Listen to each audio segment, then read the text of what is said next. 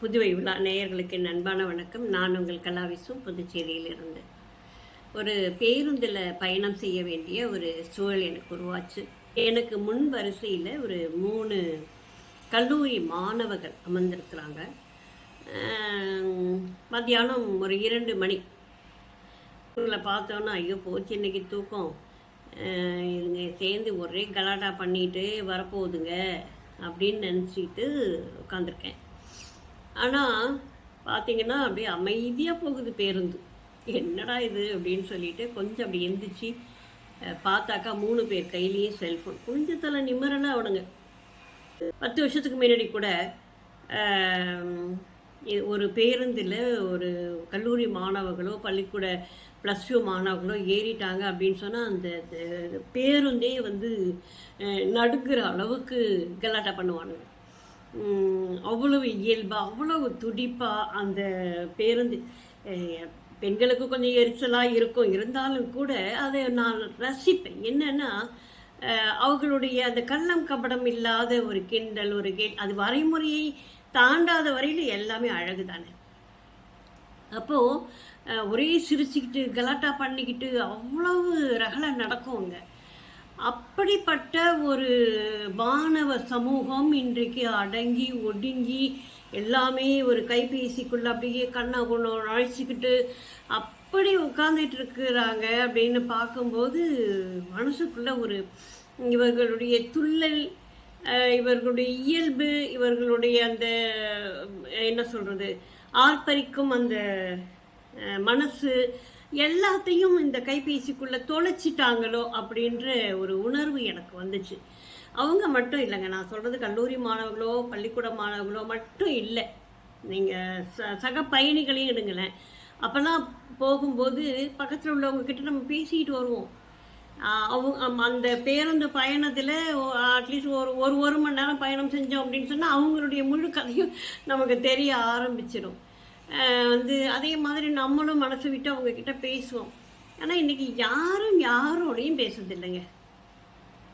எல்லாரும் அந்த கைபேசிக்குள்ளே தான். இப்படியான ஒரு சமூகம் கைபேசிக்குள்ளே தொலைந்து போய்விட்டதை என்னென்ன சொல்கிறது அப்படின்னு எனக்கு புரியல. எல்லாமே இருக்குது அந்த கைபேசிக்குள்ளே. ஆனால் உணர்வு இருக்கா? உயிர் இருக்கா? உயிர் நம்ம சக மனுஷங்க கிட்ட இருக்குது. பக்கத்தில் ஒருத்தவங்க உட்காந்துருக்குறாங்க. ஒரு வீட்லேயே பார்த்தீங்கன்னா மாடியில் பிள்ளைங்க இருந்ததுனாக்கா இவங்க அம்மா சமைச்சிட்டேன் சாப்பிடவா அப்படின்னு சொல்லி தொலைபேசியில் தான் கூப்பிடுறாங்க. அப்போ உட்காந்தாலும் சாப்பிட்டாலுமே இன்னைக்கு ஒரு வீட்டில் 3 பேர் 4 பேர், அம்மா அப்பா 2 பிள்ளைங்க அல்லது ஒரே ஒரு பிள்ளை. அந்த 3 பேருக்குள்ள கூட ஒரு கலந்துரையாடல் கிடையாது, ஒரு சிரிப்பு கிடையாது.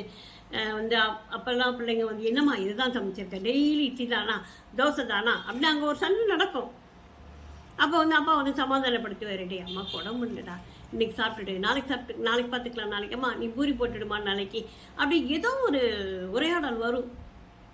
இப்போ அவங்களுக்குள்ள மனசை விட்டு பேசிக்குவாங்க, சிரிச்சுக்குவாங்க. அவனுக்கு மட்டும் நிறைய வைக்கிறேன், நீ எனக்கு கொஞ்சமாக வச்சுருக்கிறேன், இப்படி ஒரு சண்டை நடக்கும். இதெல்லாம் ரசிக்கணும். இதெல்லாம் மனப்பூர்வமாக ஒருத்தருக்கு ஒருத்தர் விட்டு கொடுக்கறது, போகிறது, சிரிக்கிறது, கலாட்டா பண்ணுறது, அழகிறது, இதெல்லாமே நமக்கு தேவையான உணர்வுகள். இந்த உணர்வுகளை எல்லாம் தொலைச்சிட்டு நம்ம எப்படி ஒரு வாழ்க்கையை நம்ம வாழப்போகிறோம். அதனால தான் இன்றைக்கி நீங்கள் எங்கே எடுத்துக்க எந்த ஒரு விஷயமா எடுத்துக்கோங்க, ஒரு சின்ன ஒரு விஷயம்னா கூட உடனே அந்த பசங்களுக்கு டென்ஷன் ஏறுது.